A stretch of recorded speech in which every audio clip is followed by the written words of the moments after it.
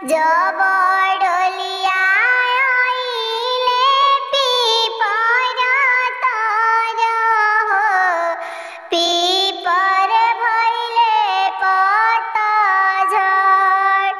तब से दुलारी बेटी रोतारी हो, छतिया फटेला हमार।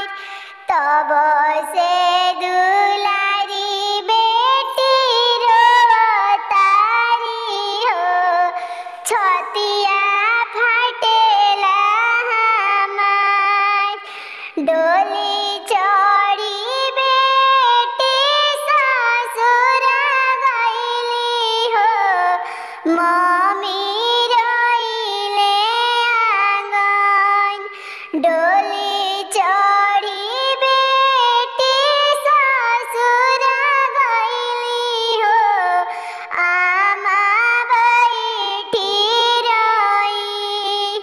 घर में के दुलारी दिया कहाँ गइली हो, भैया आमा से पूछी।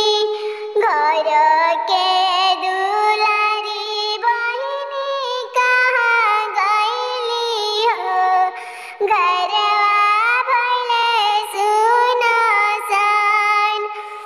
भैया आंगन बीचे खड़ा भइनी हो, बहिनी बहिनी कही बोलाय। पापा आंगनवा में खड़ा भइनी हो, बेटी बेटी कही पुकार। घर में से निकले अपन भाभी हो, पापा से करेली अरज।